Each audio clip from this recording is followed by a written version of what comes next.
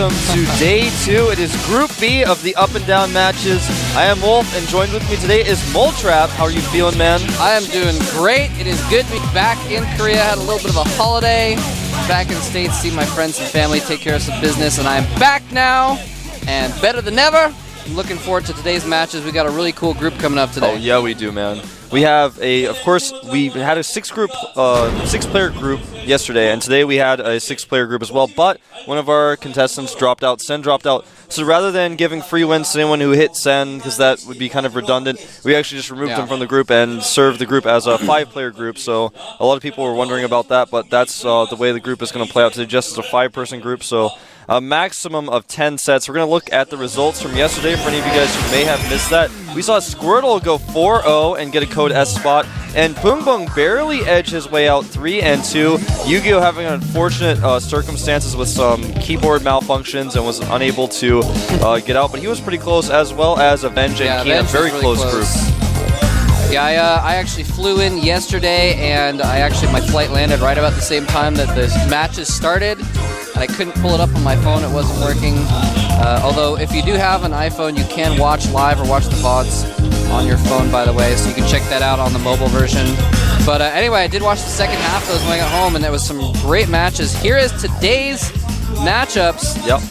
And Leenock, GanZI, Ace, Sniper, and Inca are going to be the players today. Yeah, Leenock and GanZI, definitely the favorites, I think, of this group. Yeah. Ace should be really exciting to watch. I want to see. I mean, he has been one of the biggest trash talkers recently. He's been doing very well in Team League.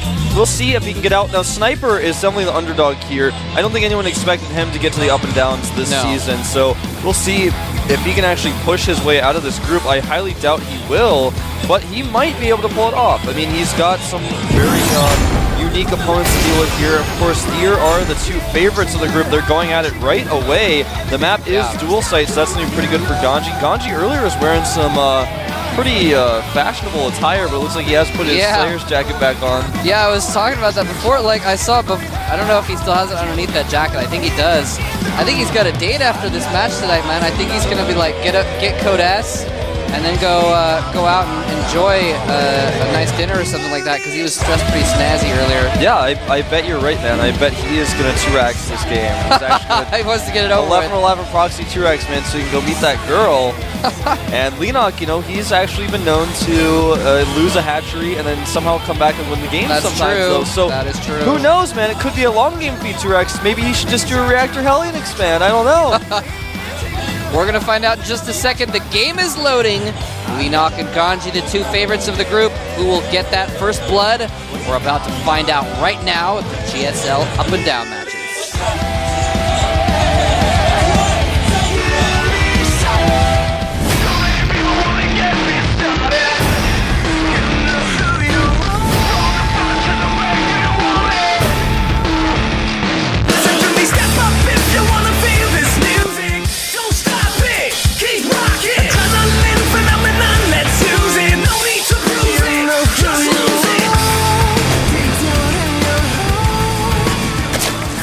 All right, and here we have at the left side of the map, former GSL second place finisher, former MLG champion, trying to get his way back into Code S. FXO Leenock.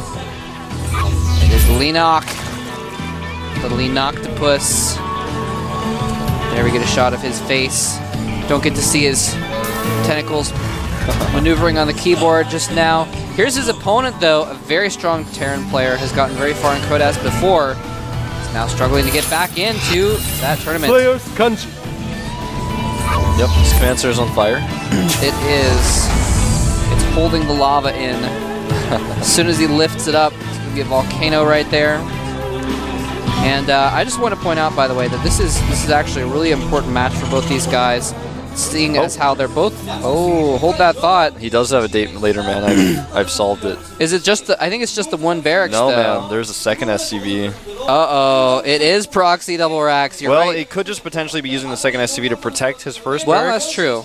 But I think he'll make a second barracks. He would have... I feel like he would have made it by now, wouldn't he? There he goes. There he didn't have enough minerals. He didn't cut SCVs at all. He made that's 12, why. 14. Yeah. You're right. I was like, he's at 13 SCVs. I don't know if he's going to make another one, but you're right. He's just doing this without cutting them.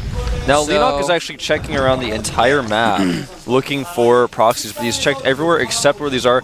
Why? Yeah. Because they're right next to the watchtower, and that's the last place he'd expect them to be. Oh, that is fantastic. GanZI is actually a bit of a genius right now. Yep. Look at those win rates, by the way. Leenock about 60% win rate versus Terran. And look at that. GanZI is extremely, extremely strong versus Zerg. I was going to mention that anyway. He's actually over 75%, close to 80% win rate versus Zergs. Now, with that in mind, he actually has been struggling a little bit recently. Had some trouble against every Zerg he faced. Violet, Nesty, and another Zerg player at the MLG Winter Arena. So we're going to see, but here he comes with the bunker rush. The drones are coming out here. He's only got 2 SCVs. He's going to be forced to abandon that bunker, I believe. But will he get the damage done with just Marines? Well, he's going to have to keep this SCV alive. There are 2 Marines now. The third one about to arrive here. Looks like this first bunker may have to be canceled, but he can continue to build it, actually, as the drones are being pulled back onto the mineral line. He has pulled almost every drone. The Zerglings are out, and I think he will hold this. Absolutely, Yep. he will. A little bit of mining time lost, but that is it, and this attack is essentially over. Let's not underestimate the mining time, because he pulled like all but 2 of his drones for that. Maybe it looks like 3 or 4 drones in his main still. So he did lose a lot of money, but he had his pool on the way already. So it was definitely well defended. I mean, he didn't lose any of the drones, and that's important as well. Now, GanZI doesn't know if gas has been taken. He can assume it is not, since he scouted that, but he doesn't know if this is going to be. Right now, you got slow Zerglings as a follow-up here, and not quite. Not quite a wall there. Wow, put that depot down a little bit too late. Now A the little bit of Marines are coming back, hesitation, though. He's only going to lose about 1 SCV. Oh, he didn't even lose that one. Nice micro by GanZI, and a little bit of hesitation by Leenock. He's actually not going to be able to take as much advantage of this as he would have liked, but he will force the lift on the barracks by the looks of things. Because in the middle of the map, he's sending a second wave of Zerglings, which will force the lift. Only 2 Marines to defend. And that is why GanZI has built those extra barracks as well. And it looks like these Zerglings are going to do 0 damage, but the Zerglings coming after him are going to be able to catch a couple Marines and kill them off, but not too much damage done in general. GanZi's going to be pretty safe after all. Oh, he's going to land the barracks into the main and push out with his regular Marines. He knows his opponent does not have speed. He checked for the no gases. I mean, he's not absolutely certain that his opponent will, but even if he started getting the speed, it shouldn't be done by the time he hits with this timing. Oh, wow, this is going to be great. And he's probably going to be able, while he's producing Marines in the main, he can keep them in that corner. So they're going to be very protected as well. And yeah, pushing across the map with a group of Marines. This is going to be difficult for Leenock to deal with. Not to mention he has a command center on the way. He's added a 3rd barracks to this main, so he's got a total of 5 barracks producing right now. Well, he will as soon as the additional 2 finish. More spines being added for Leenock at the front of his base, but he may actually just be able to run by because they're not going to be done in time. Look at that. He finds the barracks, but the Marines are behind the barracks, so he can't actually get there.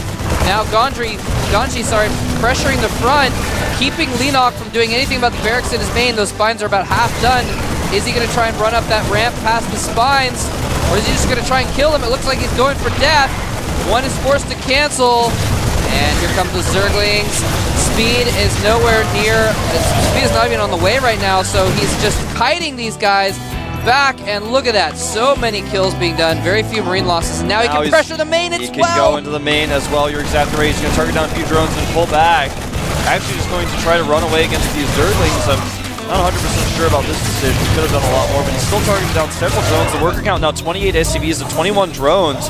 4 drones on the way, as well as 2 additional spines. With the spines he's made, he will be able to move one up into his main to really shut down the rest of this pressure.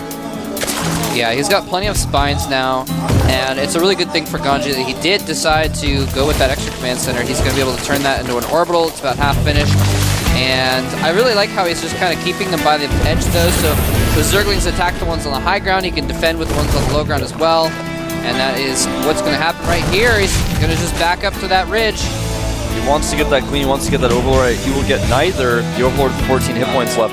Oh, a misclick, a bad path here. Oh no. Taking 2 Marines down is the Spine Crawler. The barracks looking like they're going all the way home. Meanwhile, Factory has started. He has double gas stim, or actually no, he went for combat shields first. Combat shields are on the way. A smart choice considering his opponent's late gas. Yes, very smart indeed. And yeah, so those 4 Marines unfortunately are trapped in the main. It looks like they're being abandoned by their brethren. They're going to try and get a couple extra drones in the main of Leenock. Yeah, he did just get one extra drone. But they got cleaned up by some Zerglings. And Leenock, oh, look at this. He's actually, as Legend is pointing out to us, he's actually making all Zerglings right now and getting speed. I think Leenock is going to go for a big counterattack. Yeah, he is. The Marine count, back at home, he will actually see some of them, but the Marine count is quite high here. He actually has a total of 25 Marines out right now. He's making a second bunker. This may work, but it's hard to say, Moltrap. With that many Marines, the firepower of the Marines alone may be able to stop the Banelings before they can connect. GanZI knows what's up. He's building 2 more bunkers now. Yeah. One of them will be complete, but yeah, there's about 20 Zerglings that just popped out. A few more as well. Another 20 just produced. Leenock is definitely going all in here. He's got the Baneling nest. He's making a ton of Banes as well. Those Banelings could make the difference. 14, 15 Banelings will just not care about those bunkers. I think GanZI's in trouble, man. He may very well be. There are 2 medevacs on the way. He does have somewhat of a wall in his main. He's actually taking gases here now at his natural. The Banelings will be spotted momentarily here. Remember, he does not have stim. He will want to target down these Banelings with his bunkers. He's not doing it. And the Banelings going to work now. 2 bunkers down. The 3rd bunker falls to pure Zerglings. And he's just going to abandon the low ground and hold that top. Doesn't have enough Banes to kill the depot. Oh, nice targeting by GanZI. The depot does not fall, but a lot of SCVs will.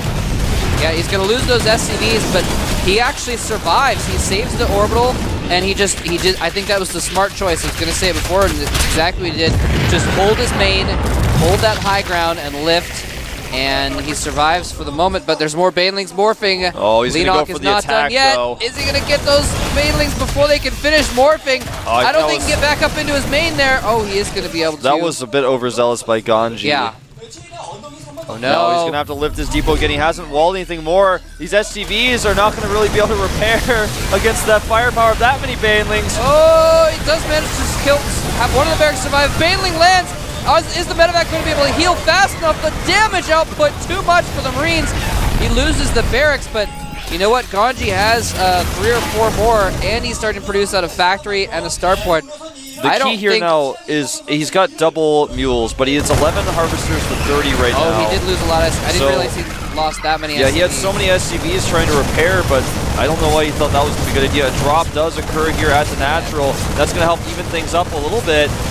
He is going to get potentially the Baneling nest, does get the Baneling nest, and gets out. The dropship, though, does get taken out. The medevac got taken out, but that was actually really important because that means that Leenock cannot be aggressive for a little bit longer. He's got a little bit of window of opportunity where he can try and rebuild, and he is producing double SCVs right now, so he's trying to catch up. But yeah, but the thing is, Leenock, he didn't have any drones either. Oh no, I thought he was going to go for another counterattack. And Stim was canceled, by the way. The barracks that was researching Stim, the tech lab remained alive, but the barracks died, and this is not a tight wall. He does have a medevac here he can use to save these Marines, though. But just without Stim, it's so difficult to deal with these Zerglings. Oh, he can't afford to lose more SCVs. He's running them away. That drop, another drop rather, is still going on in the back, though. He's going to take out some drones. Leenock doesn't have a ton of drones either, so if he can kill half a dozen, that will put GanZI close to Leenock's economy. He's going to go for the spawning pool now. The lair, of course, has been spotted. 41 drones to 19 SCVs right now. And the spawning pool looks like it will potentially fall here. He's not actually remaking it. And he's going to get another queen as well. Oh, so much hesitation here by GanZI. It looks like he's not going to get either. He's going to get neither the queen nor the spawning pool now. He's going to get the queen if he targets it. Oh, huge mistakes by GanZI. You're not even saving the Marines. Yeah. Well, I think if he went back in with a medevac, the medevac potentially. Yeah, you're right. There is a macro hatchery up for Leenock right now. The supply 61 to 59. GanZI continuing the pressure here. Even though he doesn't have a lot of economy, he still has that very strong upgraded army. And there are Banelings morphing. He's got a new Baneling nest. And GanZI, without Stim on creep, is going to be so hard-pressed to deal with these Banes. That's a lot of Banelings. You're right, Moltrap. He's getting surrounded here. He can't really split. He's going to pick up some into the medevac. Wow, that was a significant loss for GanZI. GanZI's been constantly producing double SCVs, though, so he is up to 30 harvesters to the 43 of Leenock. Puts him in okay shape with those double mules, but oh my god, 17 Banelings. He has one bunker on the way. He only has a small group of Marines, and by small I mean 12 Marines against 22 Banelings. And Baneling speed is going to be finished before Stim is. Very true. Indeed, this drop continues to go on. He may target down the Baneling nest, though. He's not going to. Too late. Too late. Oh, man. Here they comes come. Death rolling on in or crawling on in as speed is not done yet. Taking out everything at the natural. All the SCVs going down to the Zerglings. Baneling nest finishing half a second before the Baneling nest dies. GG. Wow. GG. So Leenock takes game number 1 and an important win indeed because, again, both these guys kind of the favorites of the group. Leenock has basically just come to the largest hurdle on his track and jumped it. Yeah, consider also, though, that Leenock does have 2 Protosses to face in this group, and that seems to be a matchup he's struggling with a little bit. True. But yeah, I mean, GanZI, I feel, is definitely the strongest player in the group besides Leenock, and so to take him out is something that's going to help him feel pretty confident. Especially a Zerg specialist like GanZI, who just usually doesn't lose to Zerg players, even of very high caliber. So very important win for Leenock there. He's going to have an early head start. And you're right, there are 2 Protosses, though, and traditionally Leenock has not done exceptionally well against Protosses. So he's still not out of the woods yet. He's not in Codes just yet. No, he's not. Speaking of Protosses, one of our next players is Ace. Famous for his celebrations, he was able to receive an award in 2011 for being the most celebrated pro gamer of all time. And he's playing against Sniper, someone who has repeatedly killed foreigner Protosses, but has not, shown too many notable results in the GSL. He was able to make it to the up and down matches by getting to the second round, I believe, or excuse me, third round of Code this season. I don't remember who he fell to, but I do know. To check that. I do know that no one expected him to get as far as he did, and I remember who beat him was someone that was just significantly better than him, if I'm not mistaken. So it was like, oh, okay, all right, but yeah, he had to face MVP in that's round right. 3. Yeah, that's what I was like. I remember because he won the first game against MVP, and everyone was like, yeah. Sniper was supposed to get out in the first round. Is he really going to beat MVP? Oh, my God. Yeah. And, MVP was tired, and we're like, oh, my God. And then MVP just rolled him game 2 and 3. Yeah. But he played really well this season, though, and so it's going to be cool to see if he can actually come out of this group. Yeah, he may very well do it. I'm thinking it's potentially it's possible. He's got to play against his first opponent, Ace, though, who... Ace is a mixed bag. He talks a lot of trash. He's got that big personality, but in the booth, in the game, he's actually very calm, cool, and collected. You don't know if he's going to play a macro game or if he's going to do an all-in. It's hard to say. His style is actually really similar to Genius's in a way to which he's unpredictable. Yeah. Not than his PvZ style, but just his overall play style. It's kind of hard to say what Ace is going to do. He used to be known for all-ins, and everyone was saying, well, I don't know, Ace is kind of unstoppable in macro games, and now you just don't know what he's going to throw at you. You don't know if it's going to be that 2-base Blink Stalker attack or what. Yeah. Ace used to be the kind of PvZer that he would usually go for 3-gate pressure to expand or Stargate pressure to expand, something like that. But it's been a while since we've seen a lot of his play, to be honest, because, I'm kind of talking about 6-8 months ago when he was coming off of IEM. He actually won IEM last year, one of the IEM tournaments. Well, I guess actually that might be, it's been a long time now, come to think of it. Anyway, point being, PvC has changed since we've seen a lot of Ace, so maybe his style has changed as well. But either way, I expect we're probably not going to see too much in the way of all-ins the way he's been playing lately. He's been playing very strong. But game number 2 of this group is about to begin. Ace versus Sniper. Here we go. We're going to find out which of these underdogs can get an early lead in the group right now. You're exactly right. Here we go.